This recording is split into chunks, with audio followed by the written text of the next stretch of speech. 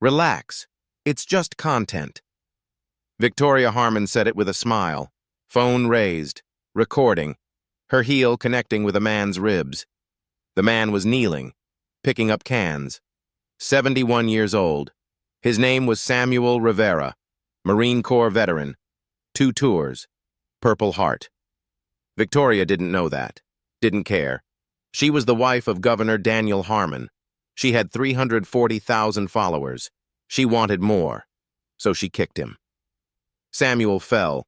His hands scraped pavement. His bag of cans scattered across the sidewalk. Victoria laughed, zoomed in, posted it with 3 hashtags: homeless challenge, viral moment, no filter, 17,000 views in the first hour. Comments flooded in, half cheering, half horrified. One comment came from a Providence police officer. He recognized Samuel. He recognized the location. He filed a report. 3 days later, Victoria Harmon sat in Judge Frank Caprio's courtroom, still smiling, still confident. She had no idea what was about to happen. Subscribe to All Rise if you believe respect isn't optional. Monday morning, 10:15 a.m., Providence Municipal Court. The courtroom was packed. Cameras lined the back wall. Reporters whispered. Everyone knew who was coming. Judge Caprio sat at the bench, hands folded, expression calm, unreadable. Ms. Ramirez, the clerk, stood. She opened the file carefully. Her voice was steady but quiet. Case number 2025 CR 08844. City of Providence versus Victoria Ann Harmon. Charges: assault on a disabled veteran, disorderly conduct, harassment, distribution of harmful content, resisting officer instructions. Victoria sat in the defendant's chair. Designer blazer, perfect hair, arms crossed. She examined her nails when Ms. Ramirez read the charges, sighed when assault was mentioned. Judge Caprio's voice cut through the room. Low, firm. Mrs. Harmon, stand when charges are read. Victoria stood slowly, like it was beneath her. Where is your attorney? Judge Caprio asked. My husband is handling it, Victoria said. He's talking to the DA right now. This will be dismissed. Judge Caprio studied her, long enough for the room to go silent. Nothing is dismissed in this courtroom until I say it is. Victoria rolled her eyes. A murmur swept through the gallery. Judge Caprio raised one hand. Silence fell instantly. Do you understand the charges against you? I understand they're absurd, Victoria said. I was making a video. That's not illegal. You assaulted someone. I barely touched him. Judge Caprio opened a tablet on his desk. He tapped the screen twice, then turned it toward Victoria. Is this you? The video played. Victoria approaching Samuel, laughing, raising her leg, kicking. Samuel falling, cans scattering. Victoria zooming in on his face. Her caption appeared at the bottom. Homeless man. Challenge. Who's next? 3 laughing emojis. Victoria's face went pale. That's out of context. What context makes this acceptable? Judge Caprio asked. Victoria said nothing. You posted this video. You captioned it. You tagged friends. You added music. You got 43,000 views in 3 days. Judge Caprio set the tablet down. Mrs. Harmon, do you know who the man in this video is? Victoria shrugged. Some homeless guy. His name is Samuel Rivera. He's 71 years old. He served 2 tours in Vietnam as a Marine Corps infantryman. He was wounded in combat. He received the Purple Heart. He lost partial mobility in his right side from shrapnel. The courtroom went completely silent. He collects cans to supplement his veteran's pension. He's been homeless for 4 years after his housing assistance was cut. Victoria blinked. I didn't know that. Would it have mattered? Judge Caprio asked. Victoria looked away. Would you have kicked him anyway? For the views?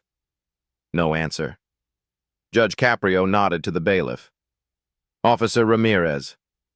Please call Officer Kendall. Officer Maria Kendall stepped forward.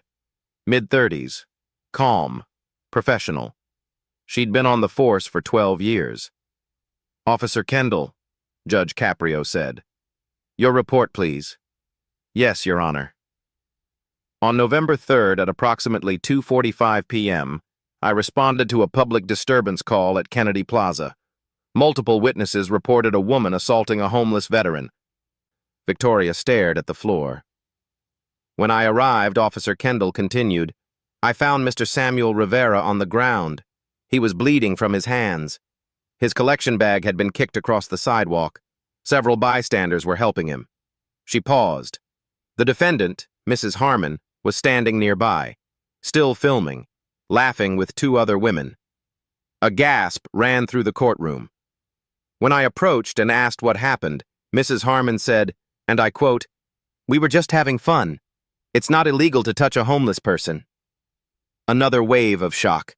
I explained that assault is illegal regardless of the victim's housing status. Mrs. Harmon then said, "My husband is the governor. You can't arrest me." Judge Caprio's jaw tightened, just slightly. When I attempted to detain her for questioning, she tried to delete the video from her phone. She pushed my hand away. She said, "Do you know how much trouble you're in?" "Did you recover the video?" Judge Caprio asked. "Yes, Your Honor. It had already been uploaded. We obtained copies from multiple sources. We also recovered direct messages where Mrs. Harmon discussed doing it again for more views." Judge Caprio nodded slowly. "Thank you, Officer Kendall." Judge Caprio picked up a transcript.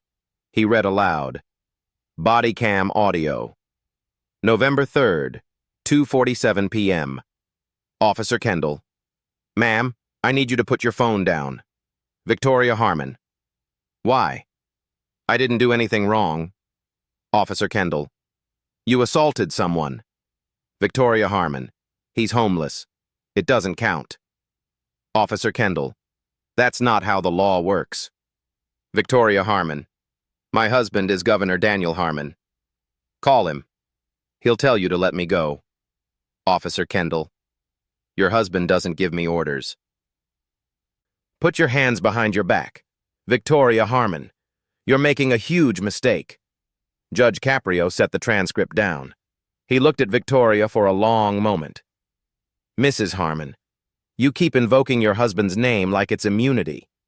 Victoria lifted her chin. "Because it is." "Is it?" "Yes. My husband has connections. He knows judges. He knows prosecutors. One phone call and this disappears." Judge Caprio nodded slowly. "One phone call." "Exactly." "Mrs. Harmon, let me tell you something about your husband." Victoria frowned. "What are you talking about?" "Every Thursday evening for the past 3 years," Judge Caprio said, "your husband visits the Providence Veterans Transition Center." Victoria's face went blank. "He doesn't tell his staff. He doesn't bring security. He doesn't wear suits. He just shows up." "What?" "He serves meals. He talks to veterans. He helps them fill out disability claims.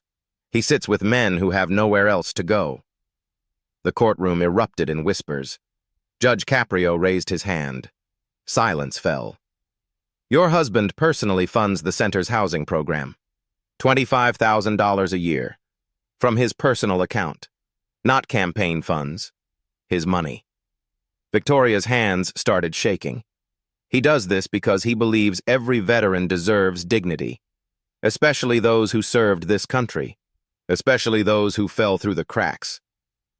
Judge Caprio leaned forward slightly. "And you kicked one of them. For content."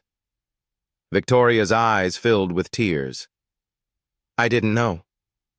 "No, you didn't. Because you never asked. You were too busy filming."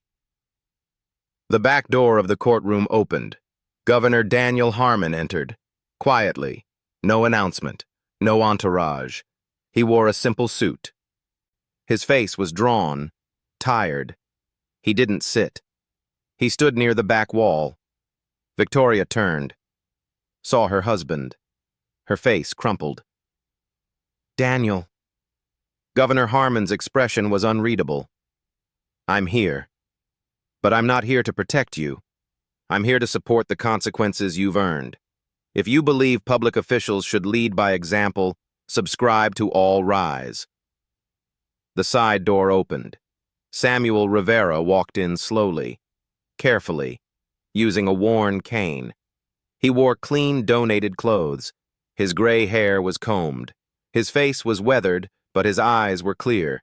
He sat in the front row, set his cane beside him, folded his hands. Victoria saw him. Her face went white. Judge Caprio waited until Samuel was settled, then spoke gently. Mr. Rivera, thank you for being here. Samuel nodded. Yes, sir. Would you like to say anything? Samuel was quiet for a moment. Then he spoke, voice soft but steady. I just want her to understand.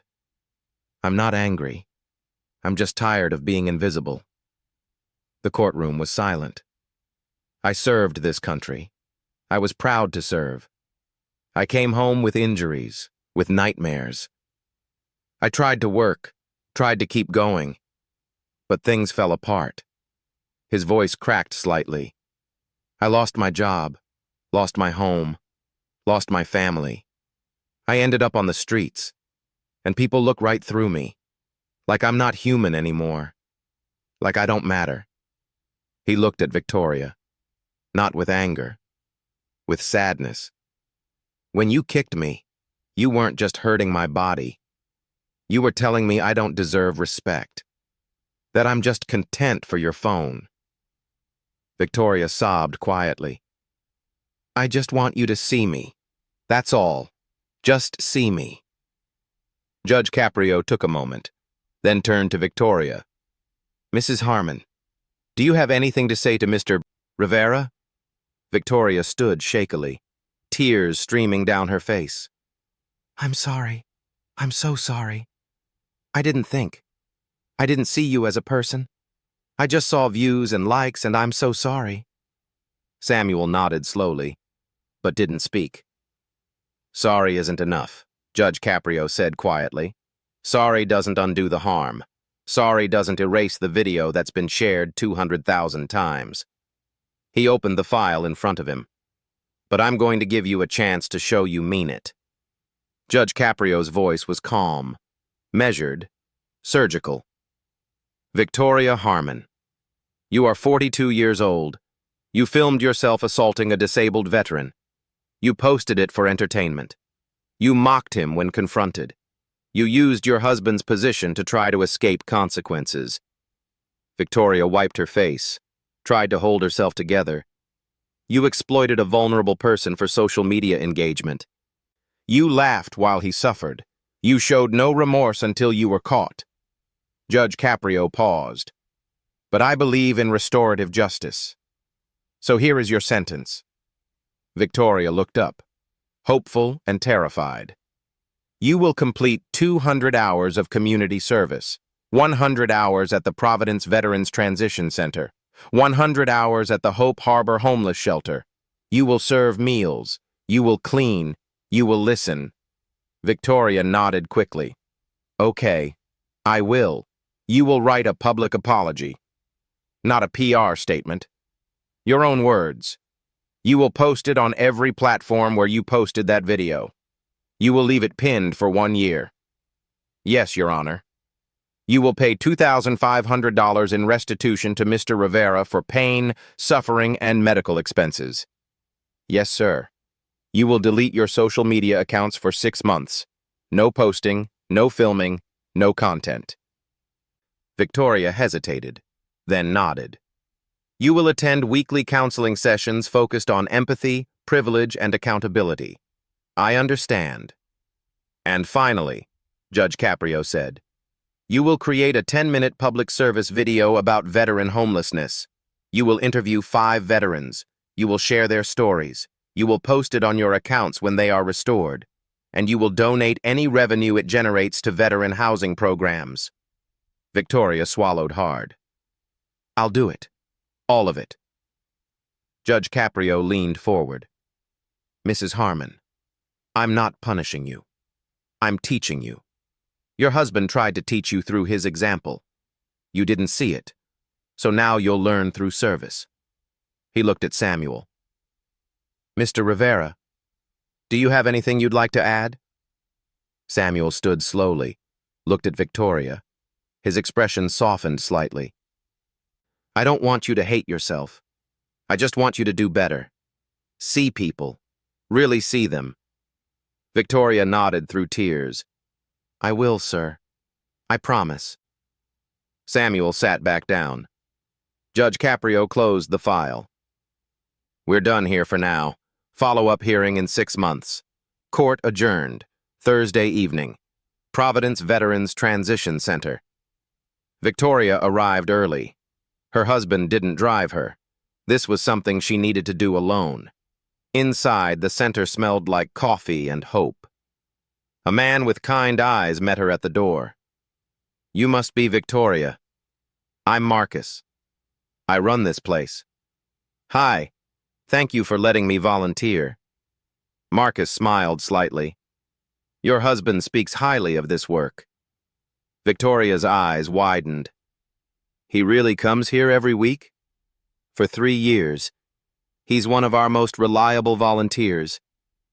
Victoria felt something break inside her chest. Marcus led her to the kitchen. Volunteers were preparing dinner. In the corner, slowly chopping vegetables, was Samuel. Victoria's stomach dropped. Mr. Rivera, Marcus said gently, your new assistant is here. Samuel looked up. His expression was guarded but not unkind. Hello, Victoria said. Her voice shook. I'm here to help however you need. Samuel studied her for a long moment, then held out a cutting board. Start with the carrots, and you can tell me why you kicked me. Victoria took a shaky breath. Because I thought views mattered more than people. I was wrong. Samuel nodded. Yeah, you were. But you're here now. That's something. Over the next 6 months, Victoria learned what her husband had been trying to show her all along. She learned names, stories, histories. She learned that Marcus was a former teacher who lost everything in a medical crisis, that Rosa was a veteran nurse with PTSD, that James had been an engineer before his factory closed. She learned that Samuel had been a mechanic, that he'd owned a small shop, that he'd been sober for 5 years and was saving for an apartment. Why do you still volunteer here? Victoria asked one evening as they cleaned tables. You could go anywhere. Samuel paused. Because these are my people. When I had nothing, they shared what little they had. I don't forget that. Victoria was quiet for a moment. I'm sorry I treated you like you were nothing. I know, Samuel said. You've shown me. Actions matter more than words.